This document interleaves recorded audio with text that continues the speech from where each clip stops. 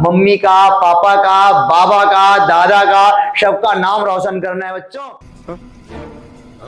आपने स्टैंजा को देखा, उनके अर्थ को देखा, हिंदी में देखा, इंग्लिश में देखा, आपने देखा ही देखा। एग्जाम को भी टॉप करने के लिए हमको देखना बाकी है।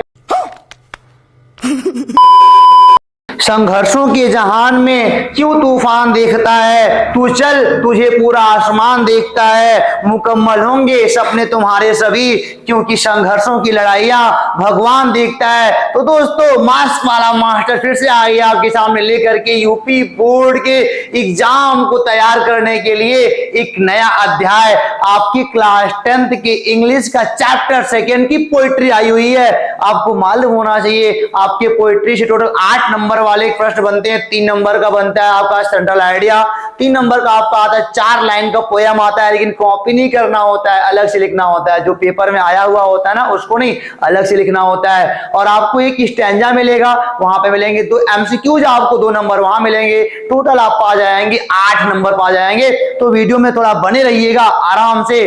क्यों बने रहना है? क्योंकि जीतना है। क्या जीतना है? यूपी बोर्ड को टॉप करना है। तो चलते हैं दोस्तों अगले पेज पर, देखते हैं ये पोएट्री कहती क्या है। यहाँ पे आपको लिखा है 2nd चैप्टर है आपका फायर एंड आइस। आपको यहाँ पे मिलेगा फायर एंड आइस है, यहाँ पे चैप्टर का आपके नेम है मित्र। अगर आपको बताया जाए तो लिखे हैं, इसको कौन लिखे हैं? रॉबर्ट फ्रॉस्ट ने लिखा है, जो आपके चैप्टर नंबर पहले को लिखे थे। चैप्टर नंबर पहला क्या आपको लर्न है क्या? अगर लर्न है तो कमेंट बॉक्स में बता दो ना, स्नो।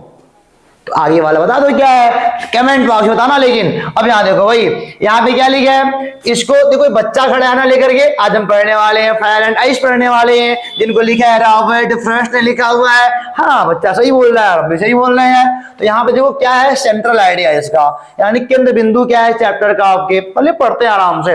यहाँ पे मैं पहले आपको बता दूं ना थोड़ा सा कि यहाँ पे फायर जो कि आग है, आग की तुलना की गई है इच्छाओं से इंसान के, और इंसान की इच्छाएं कभी कभी इतनी खतरनाक बन जाती हैं जो सभी के लिए, सभी के जीवन के लिए विनाश का कार्य करती हैं। तो फायर का मतलब डिजायर से है, और यहाँ पे आइस, आइस मतलब क्या, यहाँ पे आइस का मतलब उदासीनता से है। उदासीनता का मतलब क्या होता है, इतने शांत हो जाओ यार, किसी को देख लो तो मतलब कोई तुमको देख ले तो अभी उदास हो जाए। तो यहाँ पे आइस का पर्पज है, ये उदासीनता से लिया गया है, हेट्रेड यानी कि घृणा से लिया गया है। तो दोनों के बारे में चर्चा की गई है। तो यहाँ पे क्या लिखा है, द पोएट जो कवि साहब हैं इक्वेट्स तुलना करते हैं फायर का किससे, डिजायर से, यानी कि इंसान की भयानक वाली इच्छाओं से तुलना करते हैं। एंड मतलब और आइस विद हेट्रेड, यानी जो बर्फ की तुलना करते हैं, मतलब कि उसको कहते हैं घृणा का कार्य, घृणा वाला, घृणा का पात्र, उदासीनता का पात्र कौन, बर्फ। आगे बोला जा रहा है बोथ ऑफ दीज, यानी कि दोनों are growing with enormous speed, बहुत तेजी से बढ़ रहे हैं। आज के समाज में दोनों क्या हो रहे हैं, बहुत ही तेजी के साथ बढ़ रहे हैं। और आगे लिखा है इफ यदि वी डोंट चेक देम, अगर हमने इन्हें नहीं रोका, फ्रॉम ग्रोइंग, बढ़ने से, द वर्ल्ड विल पेरिश, संसार का नाश हो जाएगा, संसार खत्म हो जाएगा। तो आपको समझा दूं मैं, आप पार्ट पार्ट करके पढ़िएगा, हिंदी भी निकल जाएगी और आपकी इंग्लिश भी शानदार बन जाएगी दोस्तों। आगे लिखा है सो, अतः we must restrain our desires, मतलब क्या, हमें अपने डिजायर्स को क्या करना चाहिए, कंट्रोल करना चाहिए, रिट्रेन करना चाहिए, मतलब नियंत्रित करना चाहिए। और आगे लिखा है एंड और लव आवर फेलो बीइंग, और हमको क्या करना है, प्रेम करना है धरती पर रहने वाले प्राणियों से। ना आपको फायर वाला काम करना है, ना आपको आइस वाला काम करना है। मस्त रहो, खुश रहो, और प्राणियों को खुश रखो, अपने भी खुश रहो। तो अब चलते हैं दोस्तों आपको लेकर के इनके ऊपर जो मतलब प्रश्न बनाए जाते हैं। स्टैंजा को पढ़ लेके दिखाते हैं आपको। स्टैंजा आपको पहला वाला यहाँ पे दिया गया है, क्या आप देख सकते हो, Some say the world will end in fire.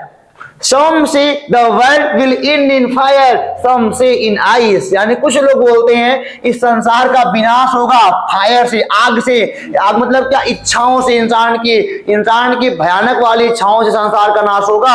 और some say in ice, और कुछ लोग कहते हैं बर्फ से नाश होगा, मतलब क्या, उसकी उदासीनता से संसार का नाश हो जाएगा।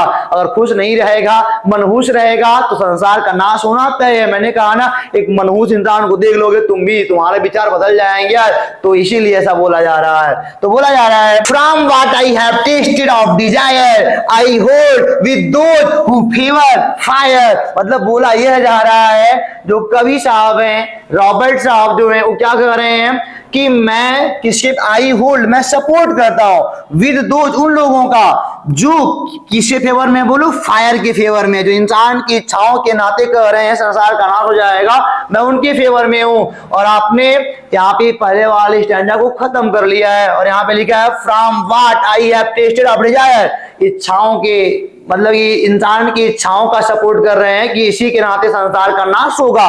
तो चलते हैं दोस्तों, देखते हैं अगला वाला स्टैंडर्ड क्या बोलता है, उसकी अर्थ क्या होंगे, अच्छे से देखते हैं क्या होता है। But if it had to perish twice, लेकिन दोनों के नाते संसार का नाश होगा। कौन, आइस और फायर, दोनों के नाते संसार का नाश हो सकता है।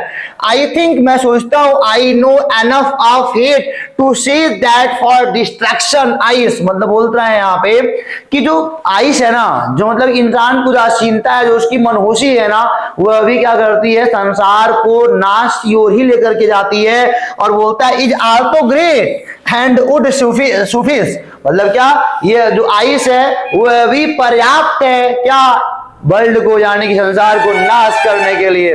तो हमारे पोएट साहब क्या बोलते हैं, जो आइस है वह अभी कम नहीं है, वह अभी पर्याप्त है क्या करने के लिए, संसार के नाश के लिए। जितना आपका फायर है उतना आइस है, लेकिन यहाँ पे कवि साहब ने सपोर्ट किनको किया है, फायर वाले को किया है, इंसान की भयानक वाली इच्छाओं को सपोर्ट किया है कि इसी के नाते संसार नाश होगा। लेकिन आइस भी कम नहीं है, घृणा कम नहीं है, घृणा से भी क्या होता है, संसार का नाश होता है मित्रों। तो आप देखते हो यहाँ पे क्या बोल रहा है, अब यहाँ पे क्या बोल रहा है क्वेश्चन में, तो यहाँ पे लिखा है read the following extracts carefully and answer the question that follow each by choosing the correct option. आपको इस वाले एक्सट्रैक्ट यानी कि स्टैंजा को पढ़ना है, आपने पढ़ लिया है और आपको देना है आंसर। यहाँ पे क्या लिखा है, Some people say that, कुछ लोग कहते हैं the world will end, यानी कि संसार समाप्त होगा। कुछ लोग क्या बोलते हैं, स्मोक तो कहीं है ही नहीं यार, वाटर भी कहीं नहीं है, पानी से कहाँ होगा, समुद्र से नहीं होगा, फायर क्या बोलते हैं, कुछ लोग बोलते हैं कि हाँ संसार का नाश होगा फायर से, मतलब आग से होगा।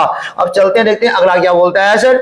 आगे लिखा हुआ है what do you mean by hold here, तो अगर पहला वाला स्टैंडर्ड आपको समझ में आता है तो यहाँ पे लिखा है आई होल्ड, मैं सपोर्ट करता हूं, तो कोई बात नहीं है। तो यहाँ पे होल्ड का मतलब क्या बनेगा आपका मित्रों, होल्ड का मतलब बनेगा यहाँ पे what do you mean by hold here, यहाँ पे होल्ड का पर्पस किससे, सपोर्ट से, मैं सपोर्ट करता हूं। आगे लिखा है who is the speaker in the about lines, अरे भाई अब स्पीकर कौन है, बोलने वाला कौन है, पोएट ही तो है ना यहाँ पे। तो क्या लिखा है, लीडर थोड़ी बोल रहा है, टीचर नहीं बोल रहा है, पोएट साहब बोल रहा है, बच्चा नहीं बोल रहा यार, कौन बोल रहा है, पोएट साहब। पोएट का नाम क्या है, रॉबर्ट फ्रस्ट बेटा। अब चलते हैं आगे देखते हैं क्या बोलता है।